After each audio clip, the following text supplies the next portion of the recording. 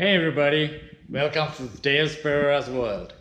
So, I could not able to finish the Jeep Compass, the red one, but I have my background, the silver one.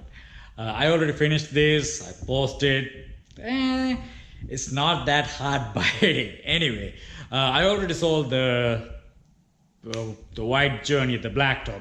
I mean, as soon as I posted it was like everybody wanted, and I have posted for 9,990 and one lady showed up with 10 grand and boom, sold it. I had plenty of offers for like 9,500, but I was like, hey, normally then I told one person, hey, I'll take the 9,500, but this lady like, hey, I'll give you 10,000. I was like, hey, whatever. I normally don't do that, but this time I was like, hey, I have my student loans coming in, so I have to pay for it. So anyway, the journey is gone, long gone, but behind me is the 2015 Jeep Compass. This I think it's the Latitude edition, nothing special or anything, but it's already done. I will post some pictures after I'm done with this video, so it's going to be like one whole video series for this week.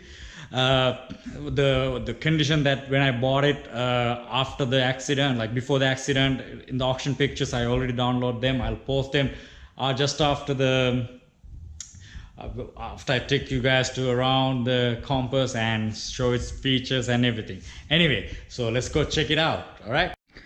All right, this is it, guys. 2015 Jeep Compass Latitude. So let's go around it and I'll show you what I did, what happened and everything.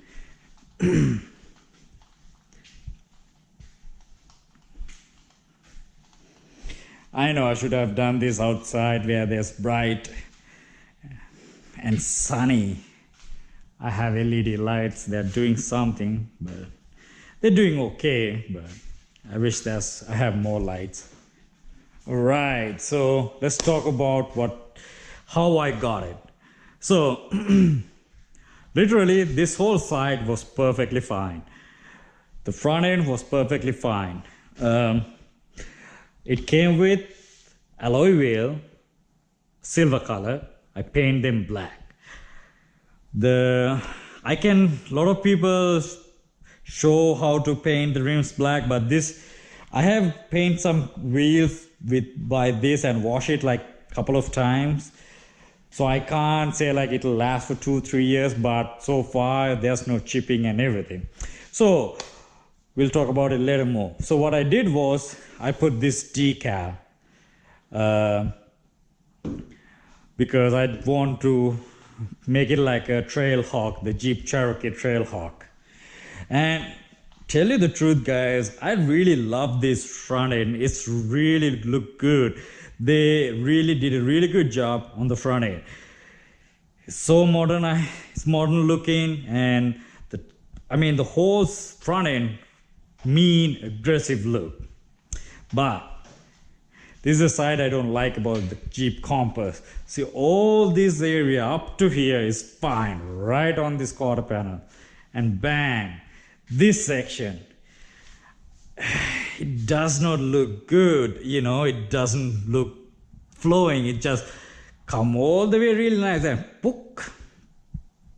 It's like 80, 70, 50, 60, 70, boom, 20.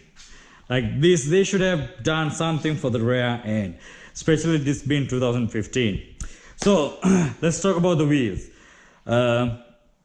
What I did for the wheels, I basically used the sand, I sanded down in, I think it was 330 or I think it's like 300. So I used the 330 or 300, can't remember. Then I again sanded down with 400.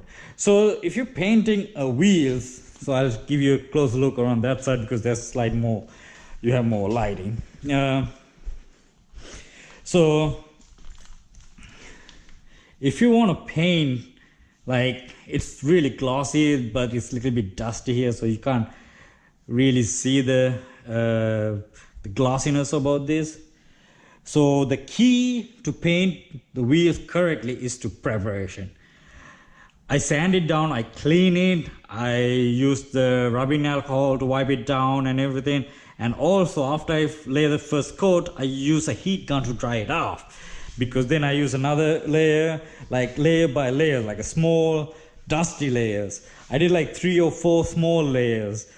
Then I went with a full good coat. I mean, I took my time to do it because I want whoever owns the car can enjoy the rims. I know they love the black rims, so I want them to have it for a longer time till they scratch it up anyway. But I scratch mine too, that's why I said till they scratch it up. So that's the wheels, and I have brand new brakes because it has drum brakes, and I thought there's a squeaky noise coming on, so I thought like, hey, it's supposed to be the front brakes.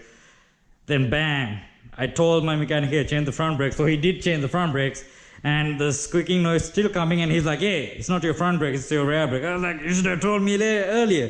He's like, yeah, I already had the part, so I changed it. So anyway, so the primary damage was in this car was not this side, but this side. So the wheel was messed up. The whole cradle, the rear cradle was damaged. Whole suspension assembly was damaged. I know I'm kind of out of breath because kind of move all the cars and I'm kind of tired, but anyway, let's get this done, right? So we changed the whole section, the rear suspension and the cradle. So I don't know you can see or not, it has a brand new Mopar cradle. That's the cradle.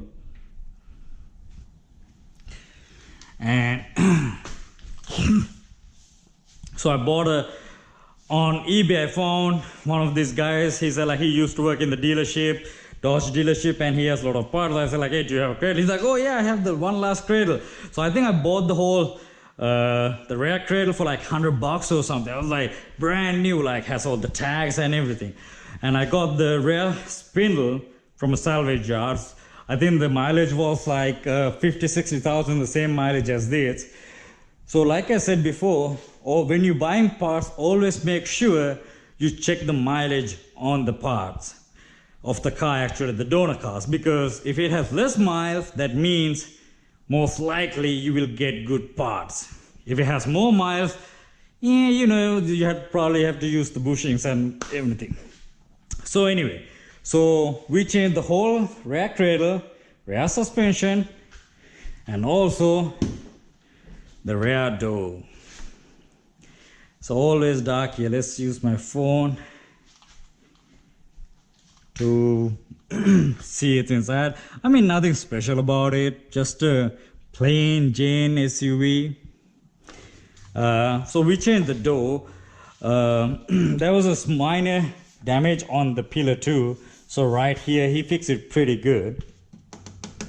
All this pillar been fixed because there's no, it was dented a little bit because the main damage was right here. So it will kind of caved inside the pillar, not a lot, but a little bit. So he fixed it. There's no point to cut it or cut the whole thing and to fix that small area. So we put a new door, new wheel, brand new tire, and tail light, a bumper. So basically that's about it, literally, like that's it. So that's why I say this is a really good buy. Who else want to buy it? It closed really good. So let's go check the inside. Ooh, what we have here? We have extra parts. I think I need to remove this. I normally don't put spare parts in my cars that I'm selling, but anyway, this was here. I need to check that out, one of my gloves.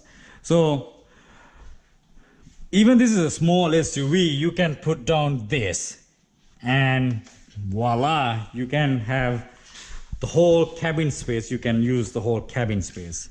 So in order to put it down, just have to pull it and boom, it comes down. And you will have, excuse for my garbage right there, you can have the whole section. Pretty cool.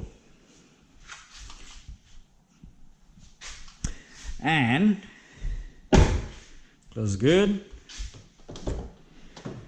Voila. Look at that zebra print. Let's start it up.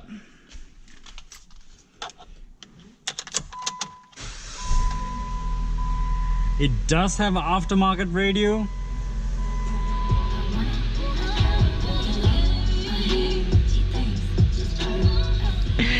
So the radio works fine. It does not have the 4x4.